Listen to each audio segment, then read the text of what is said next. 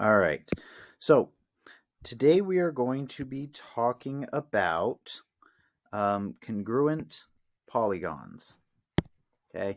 Now, congruent polygons are going to have the same side lengths and the same angles for all, here's a big word, corresponding angles and sides. So corresponding is like saying the same one but on the other triangle. So this angle A, which is kind of the smallest angle over there, the one on the other triangle that is the exact same as angle A is angle D. So angle A corresponds with angle D and they are congruent. So all corresponding angles are congruent. Now A then immediately is linked to this side with 2 marks, and so is D. Okay, so this side AB is congruent to DE. Those corresponding sides that are on the same place but on different triangles are congruent. Okay, so now that we kind of understand a bit of what corresponding means, it's also important to pay attention to the order. So when I would say AB is congruent to DE, it would not be correct to say that AB is congruent to ED. And that's because we want to maintain the corresponding order. So because A and D are the same angles on their respective ones, and B and E are corresponding on their respective ones, if I put the A first, I should be putting the D first. If I put the B second, I should be putting the E second. Now, we can know that two figures are going to be congruent if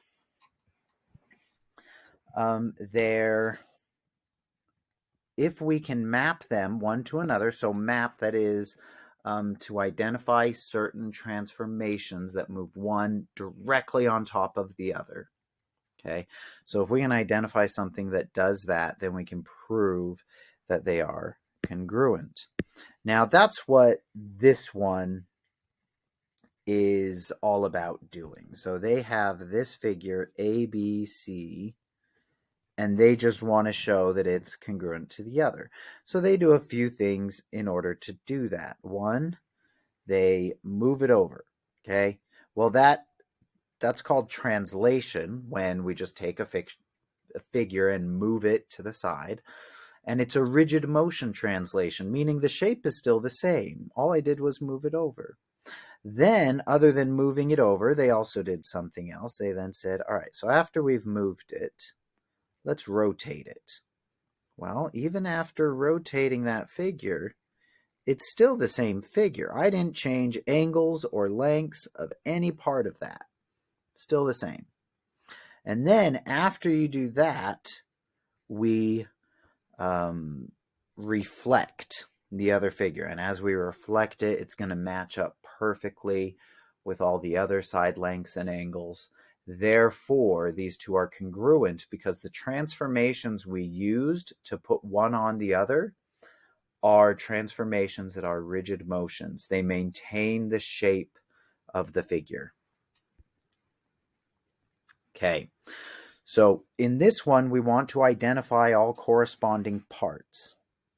All right, so let's start with angle, and if we're doing all, then let's also group these. So we're going to do angles first, then we'll do sides, and then we'll end it with the figures. Okay, so starting off with A, let's start out with angle L down here. All right, so angle L is congruent to, now we need to find the corresponding one on the other. Now notice how it has one little semicircle. R is the one that has the semicircle over there. So we're going to say that angle L is congruent to angle R. They are the ones that match. Okay. All right, so those are corresponding. Now let's do J. So angle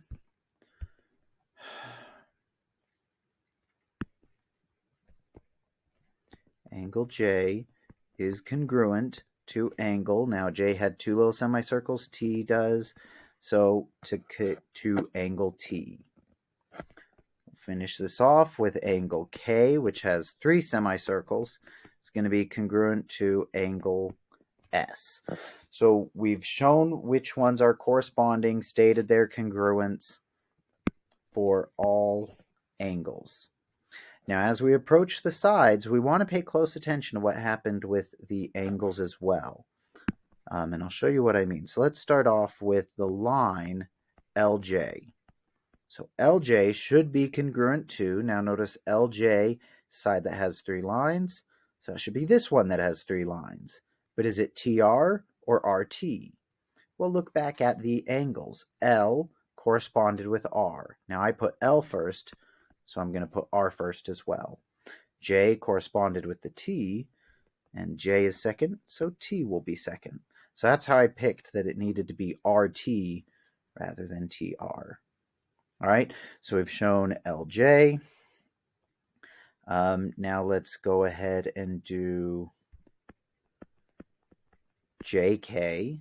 Now J corresponds with T, and then K corresponds with S, so JK is congruent to TS. And a quick look at those two triangles shows, yeah, the triangles indicate that those were the same length. So LJ, JK, so we now need LK is congruent to RS. All right, so now I've shown the angles, I've shown the sides, so now we're ready to do the whole figure. So in order to talk about triangles, we just draw a triangle. So the triangle that is JKL is going to be congruent to the triangle. Let's see, so J corresponded with T, K corresponded with S, R. So JKL is congruent to TSR. We've identified all pairs of corresponding parts and even made a statement for the triangles to be congruent. Okay. In this next one, we're going to be talking about finding values based off of congruence. So what I'm going to say right here is that, hopefully that stops popping up, the figure DEFG is congruent to the figure SPQR. And we want to use this information that these two figures are congruent to first find the value of x. Now x appears right here and it appears right here. In this one below it though, the x also appears with a y, so that seems like that would be a bit more complicated. So I'm going to ignore that. Now this 2x minus 4 is appearing along the line QR. So that should match up with FG. Well, FG is right here, and lucky us, we know exactly what it's equal to. So I'm going to go ahead and set that one up as an equation. If they are congruent, then they should be the same length.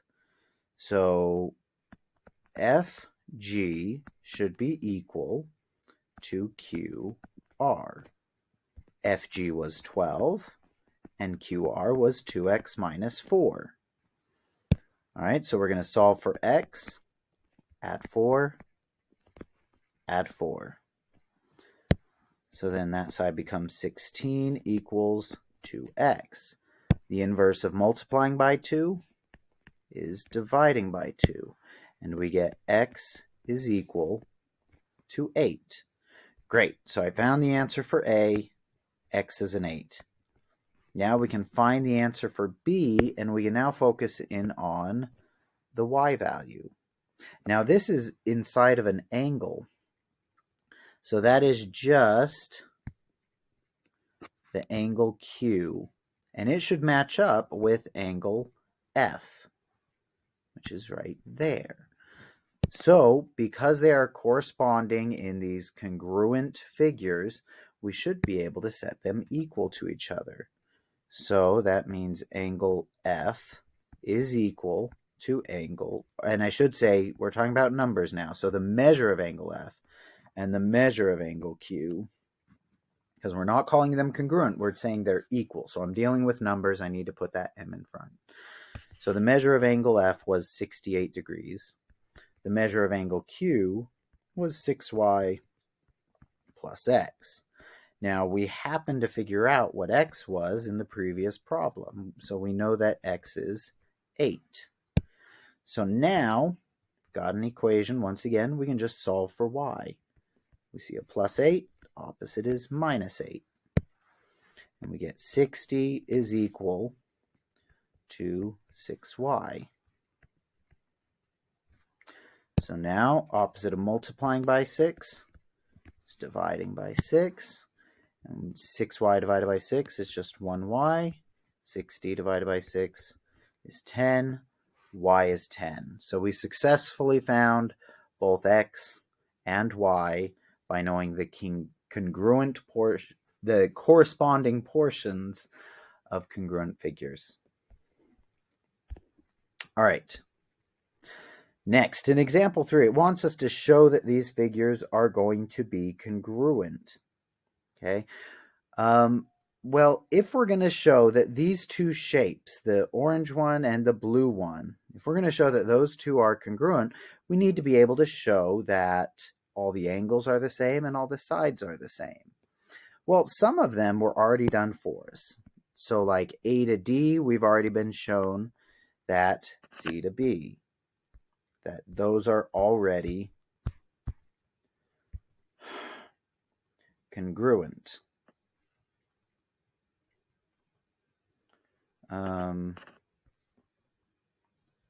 There.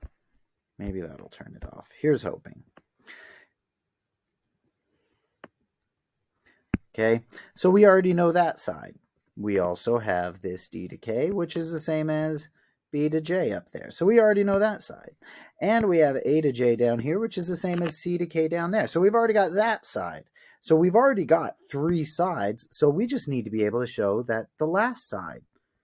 All right, so both of them share that side. Now for this one, if I go AJ and then JK and then KD, so that figure, because what we're trying to show is that AJKD is going to be congruent to, now we want to follow the same corresponding cycle. So starting with A corresponds with C. So I'm going to go CK. And then from K up to the J, and then from J to B. All right, so the reason why I really wanted to show that, kind of that ordering as we're going through that, is to point out that what we're really going to say here is JK is congruent to KJ, because on the different figures, J is going to correspond to K, and K is going to correspond to J. Well, this is actually pretty easy for us to show. So JK is going to be congruent to KJ, and we would just state there is a property called the reflexive property. Okay, reflexive property just says a line is equal to itself. So they gave us 3 sides. I just showed the reason why the fourth side is going to be the same. So great. Now we need to show that these angles will be the same. So I need to show that angle 1 and angle 4, because all the other angles are 90 degrees. So A being linked to C, that's fine. They're 90. B and D, they're both 90. Now, 1 is the bigger one of that side, and 4 is the bigger one of that side. Now, what we call this, something you should remember from the past, if you've got 2 parallel lines that are being cut across by, we call this line the transversal, the one that cuts across 2 of them, then opposite interior angles will be the same. So when I say interior, we're talking about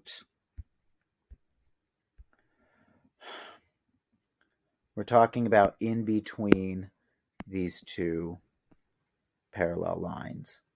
And so what I just drew right here very much matches what we have at 1 and 4. And we know those two lines should be parallel because it's basically the floor and the ceiling. Yes, the floor and the ceiling are parallel to each other.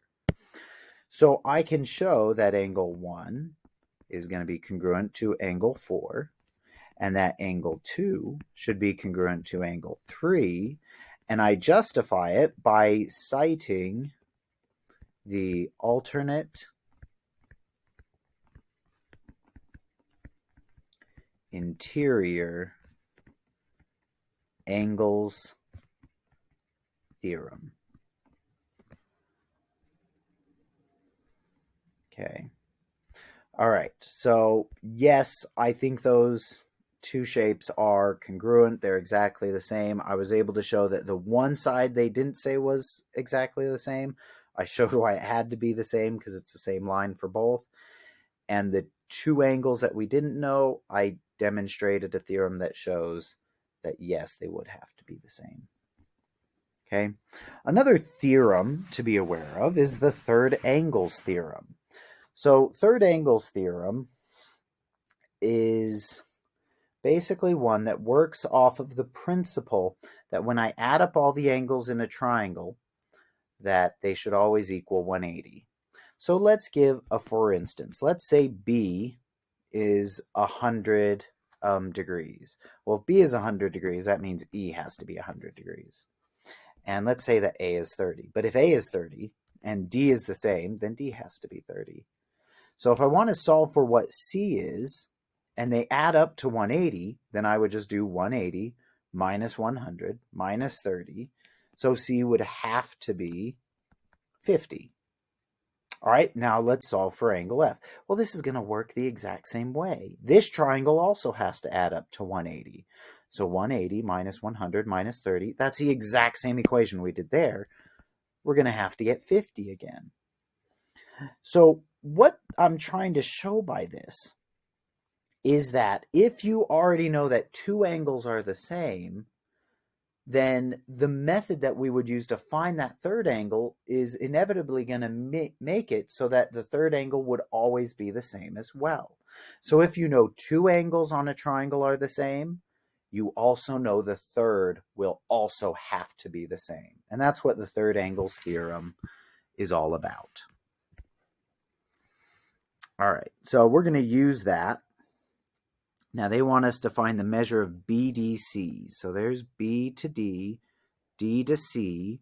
So we want that angle right there. I'm going to go ahead and close that triangle though, because there's like three oh, did not want to do that. There's like three triangles right there. And I want to kind of be less confused. Remember, I just want this angle right here. That's what we're looking for. But I can use the other triangle to help me figure out some things. So this bottom angle right here, notice that it says it's the same angle as over there, which is 30. So I know this has to be 30. And up here where we'd have angle B, had that one little mark, A has one little mark, so that has to be a 45. So how do I figure out my final side right there? Well, it should add up to 180. So we need to figure out 30 plus 45 plus what number would equal 180. So we could set it up this way, 30 plus 45 plus some unknown x equals 180. Or we could show that that missing side is, and really what we do is we just minus 30 and minus the 45 and we get the value. And that's exactly what I'm going to do. I'm just going to do 180 minus 30 minus 45. And that should tell me my missing angle, which is going to be 105. Okay. All right. So because we knew two of the angles, we knew we could find the third. The third is going to be determined by the first two. Now we're going to do a proof. Now a proof is you need to, through a series of statements, prove that something has to be true. Now you're going to make one statement, but you're not just going to make statements, well, I think those look the same. You're going to say these are the same, and here's my evidence why. Here's how I know why. So we're going to have statements and reasons for them. Now, by the end of this, we should be able to prove that the triangle ACD from up here is congruent to CAB. All right, fine. So they've already started out by giving us a lot of information, and they've even repeated it down here. So let's start with that first one. I'm going to put that one in. AD, the line AD, is congruent to the line CB. Now, we didn't have to prove anything. We didn't have to show why they're the same because we were told they were the same right from the beginning. When you're told, that's called a given. So that's our reason for being able to say those are the same. And we also have another one. DC is congruent to the line BA.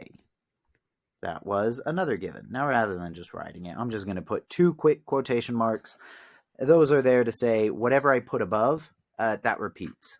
Ditto. All right, so that's two sides. But if I'm going to show these are the same, I need the third side. Well, for AD to CB, that was those two sides.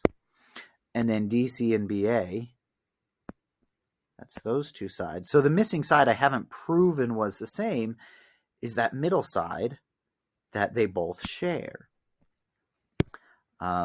So that would be AC on the first triangle, so the line AC. Now notice up here in that first one that's still highlighted in red, how A corresponded to C. So where I have A here on the other triangle, it corresponds with a C. And the C on this one corresponded with A. So it kind of flips.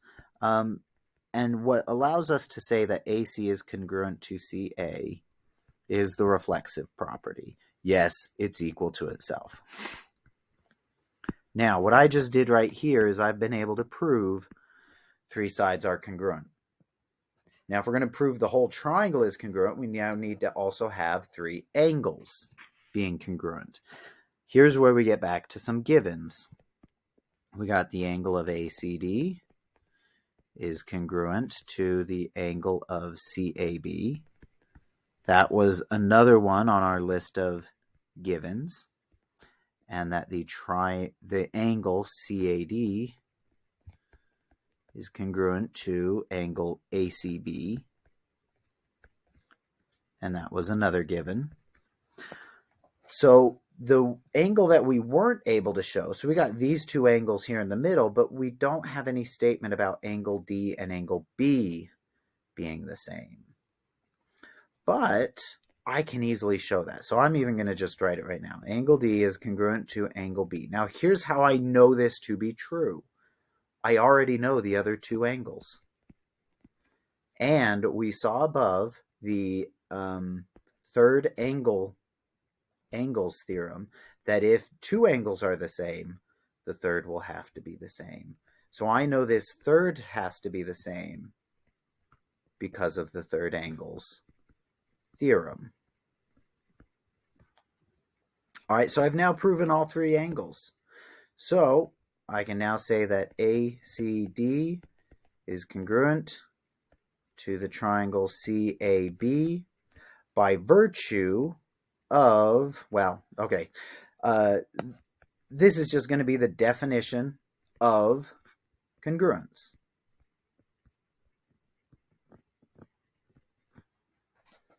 Okay, definition of congruence basically says all the angles and the sides are the same. So rather than me writing that full sentence, I can say that full sentence by just saying the definition of congruence. Now, another kind of tradition, convention that we have in mathematics, when you finish a proof, you end it with the letters Q, E, D, which is Latin for quod erat demonstratum. which basically means thus it is shown. So we have shown why it is true. So it's just a little thing. It's not 100% necessary, but it makes you look smart. And I really like to look smart, so I like to end with it. All right. So I hope this helps you understand proofs a little bit more and congruent polygons. Good luck.